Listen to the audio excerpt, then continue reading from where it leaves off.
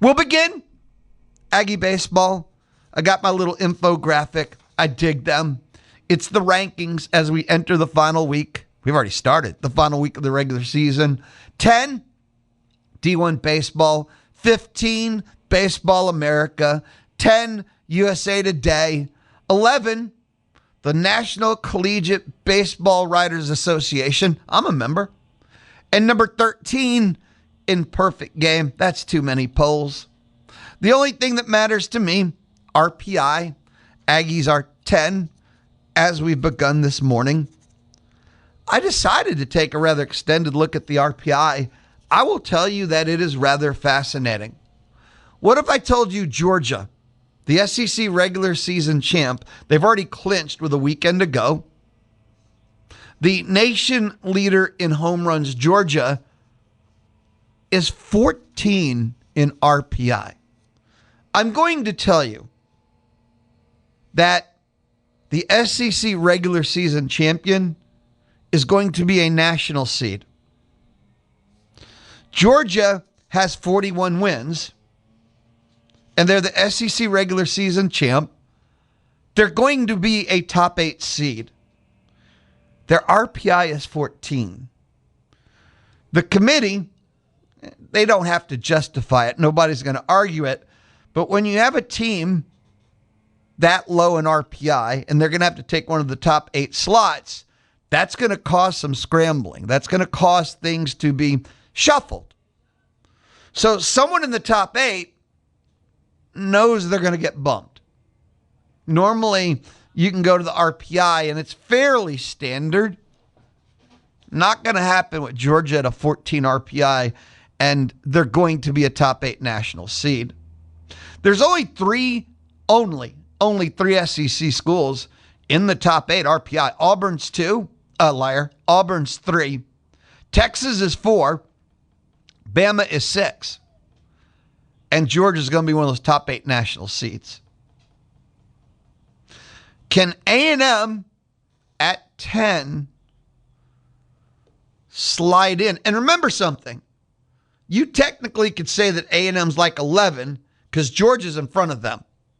If you want to think it straight and think it through. Yes, A&M's 10 in RPI. If you want to look at it as ranking to 8, you want to be in the top 8 to be hosting a national seed. Georgia's in front of them. So it's kind of like 11.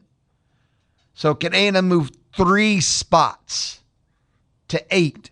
Because Georgia's in front of them. Georgia's RPI is 14. So you got to think of it in those terms. Said it yesterday. Nothing's changed because there's been no games played. 2 out of 3 is the men against Mississippi State. Mississippi State's 12 in RPI. Home, you don't get the bonus. So we'll just begin with that. Win the series. I know we're talking about hosting a super. I would say for state of mind, for momentum, do you really want to go into the SEC tournament losing your last 3 of the season? I know with this A&M pitching staff, I don't think I want to go win the SEC tournament. They don't have the pitching for winning like 4 games in 4 days or 5 games in 4 days or whatever that format would require. That's just a horrific concept to try and get my brain around. Maybe win 2 out of 3 against Mississippi State, go pick up 2 wins in Hoover, and then be a national seed. I feel very comfortable with that. Any other scenario, I don't feel comfortable at all. So just take care of your business Thursday, Friday, Saturday. I could see Darden completely on Thursday. Another bullpen type game. You're moving Sims up one day to Friday. And then it's the all hands on deck game. It's really weird to think that A&M is a top 10 team in the country, whether it's 8 hosting national or 10. By the way, if A&M ends up on Selection Sunday at 10, means you're not going to play Texas. Texas will be a top 4. Whether they move them up to 2, keep them at 4, make them 3, means you won't get paired with Texas in a super. But anyway, It's really odd to think that what A&M effectively is right now at this point in the season is they're doing 2 bullpen games every weekend in SEC play. And Aiden Sims. 2 bullpen games in Aiden Sims. And they don't have a bullpen. But it just tells me a couple of things. How resilient this team is. How explosive the offense is. And there's a lot of arms in the pen that have good days, bad days. A question I think I asked 5 weeks ago, and many people have asked since, and it's still a question till today. The bottom line becomes, who can you trust? Who is guaranteed? If you need one out, who would you give the ball to? And the answer is one. Fresh Corn's the only one that's guaranteed. Lions have been great. He had a bad weekend. But he's been fairly, really good. But even on weekends where he's been good, he's had appearances that are not so much. So in the bullpen on the weekend, it's one guy, guaranteed. And then someone like Lyons who can be brilliant. He's had those 4 1/3 1-run, 3 and 0s. But it is. Think about it. A&M's kind of doing 2 bullpen games in Aiden Sims in SEC play, and they've managed to put together a top 10 season out of that. Is absolutely incredible. Don't think too hard. It'll hurt because that's not possible, yet they've done it. But the key is stop the slide before it's not incredible anymore.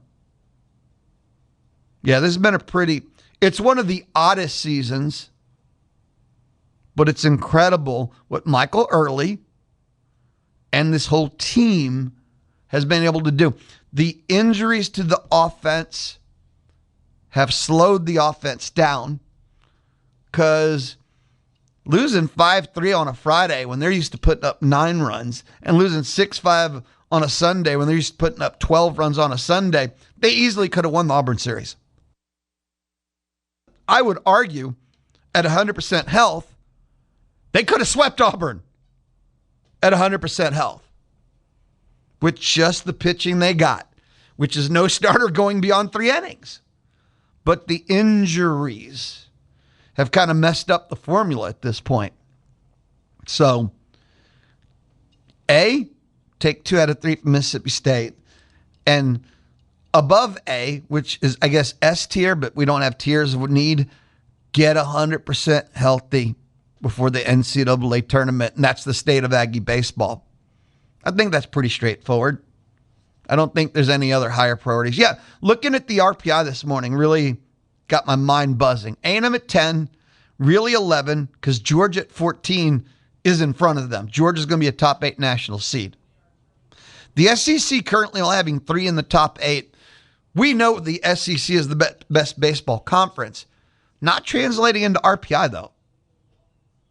And we think the softball that just had selection Sunday, 1, 2, 3, SEC, and then like 5, 6, 7 SEC, and 6 of the top 8 national seeds were SEC. 9 of the 16 host sites were SEC. So we knew that SEC softball was the best in the country, and it directly translated. Not seeing it. Of the top 16, 8. So you still have half the field would be SEC hosting. It's just more of the second half. Because there's 10 A&M, there's 11 Florida, there's 12 Mississippi State, there's 13 Ole Miss, there's 14 in Georgia. So 3 of the top 8, but then 5 of the next 8. So that top endish in RPI. And does that go to the non-con scheduling? Is that why some of the RPIs are lagging a bit? Non-con scheduling? It'll all play out in the postseason. In the end,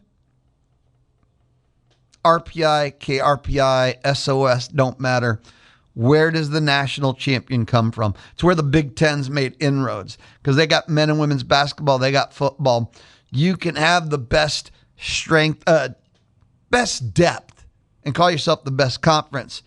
The national champion to me usually defines the best conference. Remember all the years when the Big Ten was attacking the SEC and just going, oh, you got Alabama. That's why you're the best in football. Even though they were ignoring the actual diversity in national champs. Bring home the championship in baseball. Aggies do it would be even better, yes? 979-693-1150. 979-693-1150. And if we want to think Omaha, why not? How real is UCLA returning all the teams from College World Series, returning all the top-end players from a year ago, their Omaha trip? Mitch Light has pounded the drum from them, but not having to be tested because the Big Ten baseball is so bad. But yet we know their players are legit. And then it's the entirety of the SEC / the other contender who gets hot in the right month. That's how it always works. There's someone in Omaha like that. Because I think we've seen the rest. We've seen Auburn. We've seen Texas. We've seen Georgia. When we return, up next, little more maroon and white. And we got to talk, I do want to talk about baseball and officiating and more. This is the Louie Bellina Show. We're just getting started. Presented by CC Electric. And I'm going to go at Tuesday. I have calendar skills on the zone. And now, ladies and gentlemen, the Louie Bellina Show. He loves his Aggies, Astros, and Stars. Damn straight. Listen in weekdays 11 to 2 on the zone. The Louie Bellina Show, just getting started on a Tuesday, coming up at 12 o'clock. Joe Sheehan newsletter, all things MLB. Coming up at, thinking it through, 1 o'clock, it'll be Olin Buchanan, Texags, Texags.com, the entire Texags universe. Coming up, all right, let's do all the math correctly here. 1:50 Community Spotlight, and that is with, Community Spotlight's going to be Aggieland Humane Society. So that is the game plan. That is the blueprint between now and 2 o'clock. It is the Louie Bellina Show. I'm inside the Charles Schwab studio. Text message fascinates me inside the Texas Mobile and Lube Express inbox. Matt in College Station. Louie, what does A&M softball have to do to break into that elite tier with the likes of Oklahoma? Spend, and spend. Oklahoma softball was if I remember right, them in Oregon, but the first to do NIL before anyone else. And they got in cheap before everyone realized how much you had to spend. They were paying like every starter. Man, I know I'm going to have some of my numbers wrong, but like $10K, nothing. Before Kennedy at Texas Tech became $1 million pitcher because no one spent a nickel on NIL and softball at the start. So they paid nothing. I forget. It was some kind of, there was this OU collective that randomly added softball as like the fourth sport, and they didn't have to pay much. But since no one paid anything, they got like everyone. And then when things got serious, they just went and paid real money. So if you want to be in the elite tier with the likes of Oklahoma didn't even have to recruit for a while. They just went ahead and took any transfer they wanted. So if you want to break into an elite tier like OU, pay. Softball is one of the easier sports. Just pay. Texas Tech got the $1 million pitcher in Kennedy, and they went to OKC last year, got their return investment, and then realized what they needed if they wanted to win it all, and they went and just bought like All-Americans off other teams. It was hilarious. I mean, they took the next step, and the fact that they are not a top 8 national seed tells you what a disaster their year was. How they mismanaged and mishandled, and they did it all wrong. They're not even a top 8 national seed with the money they spent. There's some serious mismanagement going on there. That's horrific. I'll move on from that. So if A&M wants to break into that tier, spend. You don't do bullpens by committee. You go buy 2 elite pitchers, because I don't think it's just one anymore, and you don't lose sleep. So that would be my answer. 979-693-1150. 1150. Again, you text, you end up registered, and at the end of each day, I'm pulling 2 names forward. That'll be 10 in the end, 2 per day, and we'll draw someone to win a $100 gift card to Honey Baked Ham at the end of the week. Text 979-693-1150. Did you see, and it was last night, Casey Concepcion threw out the first pitch at the Cleveland Guardians game? I saw this from A&M Football on Twitter X and A&M Football on Facebook, and I know the Zone Facebook page shared that with people, and I think Zone Twitter did too. I don't remember, but that was pretty cool. He is being embraced phenomenally in Cleveland already, and wait till he gets to finally play. They'll fall in love with him even more. They will fall in love with him even more. I wanted to talk, kind of tied into him throwing out the first pitch, but the state of umpiring, home plate, is basically horrifically bad, and I think we all know this. I've reached the conclusion that that umpires, home plate, are being asked to do a job that's impossible. Like the pitchers are doing, the ball's too fast for them to see. And when they're spinning the ball, it moves too fast and spins too much for them to see. Like, to be a home plate umpire is a job that's not humanly possible. So why do we keep asking them to do it? And people will say, look at their success rate. No, their failure rate's too high. No matter how successful you think they are, their failure rate's too high. I look at umpire auditor. I don't want to say every day, but many days. Umpire auditor grades every game, every pitch. And at the end of the day, they can tell you what umpire had the worst night, how many calls were missed every night, what had the most missed calls. And with ABS now, it's made umpire auditor even more fun. Did you know that last week, May 4th through the 10th, there were 1,061 calls missed, 191 overturned calls. And remember something about overturned calls. ABS limits the number of challenges. Do you realize how many turns could be overcalled? 1,061, because that's how many missed calls there were. At the end of the week, when ABS does their summary, they actually have a video highlight of the 10 worst calls. And you just got umps missing calls right down the middle. And we could say that you have to account for human error. There's a margin of human error in the system. Like, we're all humans. We all make mistakes. Nobody goes through the day and they're perfect, which I hate that, because then it makes mistakes acceptable. And we all go every day of our lives, we should make mistakes because we're humans. I just hate the general attitude that comes with that. But 1,061s and 0-1-1-0 is a completely different count. 3-2 missed it. These umpire mistakes change entire games. And the whole thing about umpires allowed to establish their own zones, and there's no consequences. How does a C.V. Buckner and an Angel Hernandez end up getting like 20 years? They get to retirement. There's never consequences for being bad in the umpiring system. And introducing ABS for me, where we could automate every single pitch. We don't need a home plate umpire. And there was 1,061 calls that were missed last week, and it could be 0 because we'd have ABS. It frustrates me. Now, coming up next week in Hoover, we're going to have ABS for the SEC tournament. And each team is going to have 3 challenges. I think that's one more, right, than MLB allows. I think it's going to be fascinating. I can't wait to see it.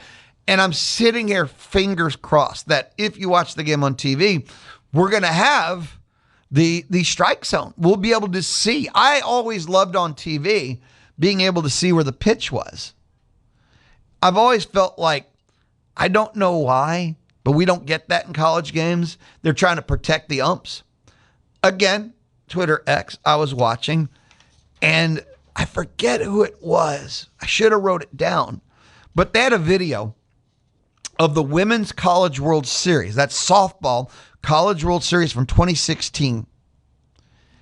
And I forgot this ever happened, but they actually had the electronic strike box up. And I forgot they ever used it for TV. It went away because they don't have it anymore. Does anybody want to know why it went away? because the umps were so horrible that in order to protect them, they had to get rid of it. I'm a long-time softball person. Like, I spent 28, 29 years involved in Aggie softball. I've been watching college softball for way longer than that. And if you think that baseball, MLB, college have their own strike zones, softball umps are hideous. And then you get to the College World Series of softball, and the opening rounds are like the worst because they reward them. It's not about who had great seasons. It's not about the highest grades. It's this umpire. It's their 29th year and they're working their first. And you think to yourself, wait a minute. They spent 28 years and they weren't good enough, but magically in their 29th year, they figured it out? No, man, it didn't go like that.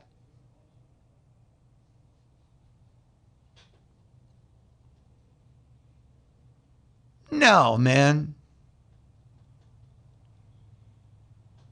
You know? You get what I'm saying, right?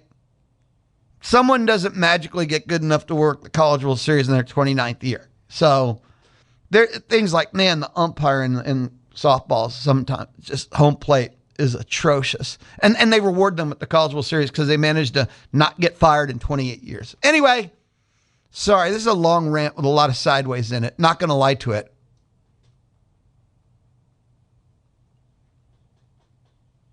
Oh, I got a fascinating text message. We'll get to that in a second. No. So anyway, sorry. I hope when Hoover next week, we get the electronic strike box up. I wish we had it for all. As a fan, I find it tremendously enjoyable, but man, it could be rough. And I wish Major League Baseball would go to the fully automated. Oz and Brian texted. I got to share this. Said, Lou, your Empire take promotes the idea that the perfect world is possible, and it causes all the anger in sports. Learn to hit like Clemente, who could hit balls or strikes. Now, hold on. It says that a perfect world is possible, promotes the idea. I think, and this is how I believe, I don't know if we can ever reach perfection, but to strive for perfection makes us greater. To accept that we never will and to not try is defeatism. That's what I believe, Oz. It's the people that don't try. So that if you accept that one mistake is okay, then when you make two, you're like close. So all of a sudden we went from trying to make none to saying that two is cool because we know we're going to make one, so you expand it out to two. And then when you make two, it's really not that bad. You know why? Because you knew you were going to make one, and one is two, and two is cool. And then when you make three, you're like, I knew I was going to make two. So I believe that we should strive for zero. And the closer you come to perfection, because yes, reality is we can't, but for those that start off with, I'm not even going to try, that's what I believe, Oz. That's what I believe. That's the philosophy I kind of carry forward. Now, Oz did make me laugh. He said, you butcher the English language, but it helps us like you.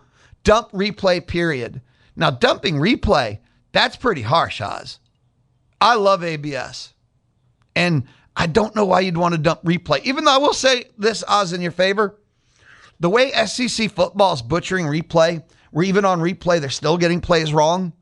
And this past weekend, there was a MLB play at home plate. The guy's out. On replay, he's out. And they still got it wrong. If replay can't get plays right, then Oz, I'm with you. I'd rather not have replay than a replay that can't get plays right. You butcher the English language, but it helps us like you. Thank you, Oz. I love you too. We'll take a time out. We'll come back. It is the Louie Bellina Show. We're hanging out on a Tuesday. It is the Louie Bellina Show presented by CC Electric, where they have free estimates and military veteran discounts. That's CC Electric. Blending Southern culture with college football. You guys are awesome. Music, sport commentary, and more. It's Marty and McGee. Marty and McGee. Saturday mornings from 6 to 9 on the Zone 1150 AM and 93.7 FM. The Louie Bellina Show. Tuesday. We're hanging out. People are texting. Why? They have things to say. Why? They might want to win the $100 gift card to Rudy's Barbecue. Why? Why not? 979-693-1150.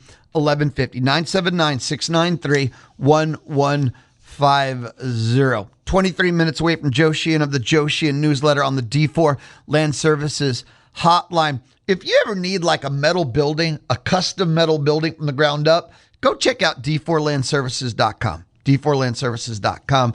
CBSSports.com. They did, what is it called? Overhyped reaction. No, SEC post-spring overreactions. SEC post-spring overreactions. And it's a little bit weird. Like people, it's the media primarily. I don't know each individual fan base. And they kind of went true or false. I'll give you the example. Best way to explain it. For the University of Texas, the Longhorns, some people call them TU. They said Texas is preseason number one. Is that a post-spring overreaction? They said yes. They said yes. The Longhorns had the Heisman frontrunner quarterback, college football's top defensive player returning at edge rusher, which, by the way, when you say that sentence out loud, it's pretty hard not to be pretty close to preseason number one if you have the Heisman frontrunner and the top defensive player returning at a position of edge rusher. I know it's hard to be very fair to anything Texas or Longhorn, but that is a hell of a start to the year. Heisman frontrunner quarterback, top defensive player returning at edge. Now, their next sentence is why they say yes. Texas preseason number one is a SEC post-spring overreaction. There's a sense of disbelief among some after last year's team with comparable talent. And you know why I don't think it was comparable talent? Because last year they had an unproven. People put Arch as the Heisman favorite and the number one pick in the NFL without ever seeing him play. And he wasn't. They were wrong. We've seen Arch play. We saw Arch finish the season. And is he the front runner? I don't know. He is one of the five. He is a New York person. That's a fair statement. I mean, does anyone argue that Arch is not one of the five Heisman finalists to enter the season? I'm not going to call him the favorite. What is it? Dante Moore at Oregon should probably be the favorite, but his name's an Arch Manning. But he's one of the New York five. If you have one of the New York five at quarterback with the top defensive player returning at edge rusher, that's a pretty good start to the year. Now, all they had to do last year is beat Florida, had nothing to do at Ohio State. If I need my number one question that can derail the entire Texas season is, did they really fix their O-line? That's it. If they did, they're winning 11 games. They're going to the college football playoff. What they'll do in the playoff, I don't know. Have we not seen enough of the college football playoff and with the 12-team format that it's pretty dangerous to predict what's going to happen? How many people, my hand is not raised on this question, by the way, actually picked Indiana to win it all? Because I know I didn't at all. But Texas preseason number one, they say, is a post-spring overreaction. I have them in the college football playoff.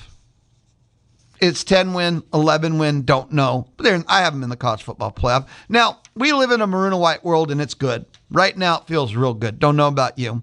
Their post-spring overreaction is linebacker production is worrisome. Their first sentence is the truth and the gospel. Quote, This is why coaches hate spring scrimmages. And it's the Damian Sanford injury. Their quote sentence, given how much linebacker play factors into Texas A&M's overall scheme success, Sanford's absence is significant. And Sanford, a bit of a breakout last year. Don't know about quarter to quarter, have to have consistency necessarily, but he was an obvious playmaker, period, no matter what. Now you're going to be relying with York out and Sanford out, we don't know how long, on two guys that you have zero idea what to expect. Linebacker could end up being the best unit on the team, and it could end up being a black hole all year, and we have no idea. And that's why I have trouble personally on the linebacker conversation. Everyone that keeps watching Ray Coney love what they saw on his tape. He could be the best linebacker since insert here. People talk a lot about Noah, who's going to step up now with the injury to Sanford, and he had a great spring game. Please never quote spring games to me. Please just don't do that. Please don't quote spring games to me. Again, linebacker is this just complete 2,000,000%. Could be the strength of the team. Could be a just dark pit that derails the entire season. We have 0.00 clue. You know, once June starts, we're going to do all the offseason. Name the strongest unit. Name the biggest question mark. If there's a category for name the greatest mystery for Aggie football 2026, it's linebacker. And there's no second place. Linebacker will be the greatest mystery entering the 2026 season. Now, they did the entire SEC. We're not going to do the entire SEC. But some of the ones that stood out to me, for Alabama, motivation is real in Tuscaloosa. I think there's a culture problem. They have a problem if losing is motivation. Like Alabama under Kalen DeBoer had to fail to a degree that it became motivation. Like nobody's picking, minimal people are picking Alabama to even make the college football playoff. And that's motivating. DeBoer is tired of the offseason banter involving the Tide. And what's the banter? That he's not getting it done, that they're not going to the CFP, that it's not Nick Saban anymore. So if that's the motivator, if that's what's supposed to get you over the hump, right? If that's what's supposed to get you over the hump, then you have a culture problem. If you have to hit rock bottom, then I think you have a bigger problem. I think there's something wrong. So if that's real, the motivation is real, but it took failing to make it real, you can't sustain that long term. Over at Auburn, in the spring game, and you know, the quarterback's been the conversation, Byron Brown, who I've seen on all kinds of lists as all SEC, second best quarterback. He's the savior and all. Didn't have a good spring game. So the talk has been, oh no, here we go. So Byron Brown is the least of the Tigers' worry, is kind of their statement on that. And Bryce Underwood, they reference him, had a nightmare spring game for Michigan. And he had a nightmare season too. He was awful. Anyway, Florida, quarterback play under the microscope. Yes. Kentucky is the one that's a fascinating one. I've kind of mentioned it before. They picked up on the theme. Kentucky had about 1 million problems. They became so entrenched under Stoops. They're bringing in Will Stein, and they could be 2 wins better, which still doesn't even make them bowl eligible probably, but they can be 2 wins better just with all the changes. Schematic. There you go. Schematically speaking. Offensively, they're going to automatically probably be 2 wins better. But how much improvement is that really? So, anyway, It's things like that. Like I said, I'm not going to go through all of them, but Kentucky's another fascinating one. Just with the schematic change, they could probably be 2 wins better, which might only be 5-7. Now, before we jump SEC football, we jump out of this, in case you haven't heard, something like this is horrible, but Missouri running back Ahmad Hardy, maybe the best running back in the country, got shot at a concert, and that was Sunday morning in Mississippi. And all the reports now, stable condition. There's a timeline from the return to the field, but the timeline's not relevant. I mean, nobody knows, but it just was horrible to see. Top running back, and just like that, Missouri's entire season. You're just happy he's okay. But just like that, entire Missouri season's derailed. Without him, they don't have a chance. So, in case you hadn't seen that, things you can't control. You're just happy he's okay, though. We'll take a timeout. We'll come back. We'll wrap up our first hour together. This is the Louie Bellina Show inside the Charles Schwab studio, Tuesday on The Zone. Home on the road or Omaha. You can hear Aggie baseball on The Zone. The Louie Bellina Show, wrapping up our first hour together. I'm still sticking with the Tuesday edition on The Zone. 12 o'clock, Joe Sheehan on the D4 Land Services hotline. 1 o'clock, Olin Buchanan. Olin Buchanan of Texags inside the Charles Schwab studio. 150 Community Spotlight. That's with Aggieland Humane Society. Low cost, full service, best of all local. That is Schwab. Visit Mark Sim right here in College Station. You get to experience a modern approach to wealth management with Mark Sim with Charles Schwab. Find Mark online at schwab.com/College Station. Charles Schwab and Company Incorporated, member SIPC. I do want to wrap things up inside the lifestyles portion of the Louie Bellina Show. And if you're new to town, hi, hello, and welcome. I know we got people moving in, people moving out. The lifestyles portion, it's not sports. Sometimes it's Florida Man, movie, TV, entertainment, things that just came across my desk. This is trivia night time. Did you know that the Guinness Book of World Records exists because the director of the Guinness Brewery had an argument in 1951 over which game bird is faster, the golden plover or the red grouse? Let me say that sentence again. The Guinness Book of World Records exists because the director of Guinness Breweries had an argument back in 1951 over which game bird was faster. He thought to himself, there should be a book to settle bar arguments. So he created the Book of World Records so that bar arguments could be settled. So the Guinness Book of World Records was founded by the director of Guinness Breweries to settle bar arguments. I'm sorry. I think that's epic. I love bars. I love Guinness. I love world records. That's like the Holy Trinity. Did you know Sylvester Stallone, you might know him as Rocky. Sylvester Stallone asked the band Queen for the rights to use Another One Bites the Dust for Rocky 3. Queen said no. So Sylvester Stallone asked the band Survivor to write a song for the movie Rocky 3. And that's how we came up with, and if you've ever been to high school, I think every band for 500 years has played this, but the Eye of the Tiger. That's how Survivor came up with Eye of the Tiger for Rocky 3, is because Queen didn't let Sylvester Stallone use Another One Bites the... You know this. I'm not going to sing it. Love Queen. Freddie Mercury, maybe the greatest lead singer of all time. I said maybe. I didn't say it was definitive, but still.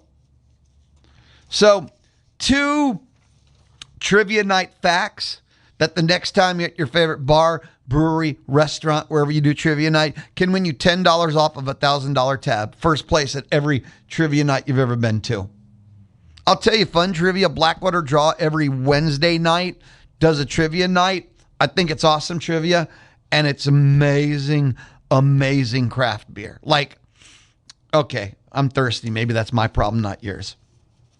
Finally, from the lifestyles portion of the Louie Bellina Show, what was the website? I don't remember. Oh, I don't remember. There was a website ranking the best fads of the 90s.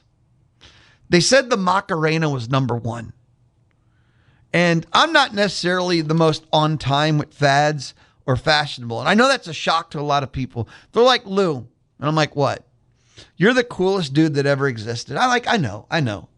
So I create fads. I generally don't follow them, right?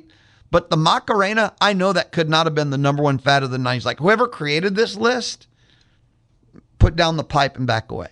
The Macarena was not the number one fad. Now, other things on the top 11, Pogs. Grunge music, yes. Grunge style, no. The Super Soaker, Nintendo Game Boy, starter jacket. Man, my producer Jeanette has 2 closets full of starter jackets, okay? Slap bracelets, third wave ska groups. Okay. I had a weakness for third wave ska groups. I'm not going to lie. Till today, No Doubt's probably in my top 10. And I've seen them in concert like 4 or 5 times. And I do think the Mighty Mighty Boss Tones rocked. Beanie Babies. Ooh, and rollerblades. Never had them. I thought I'd die on them. So I never even put a pair of rollerblades on my feet. So those are your top 11 fads of the 90s. Okay. I'm down with probably like 7 of them. When we return, Joe Sheehan Newsletter on the D4 Land Services Hotline. This is Jerome from Birmingham, previously from the Paul Feinbaum Show.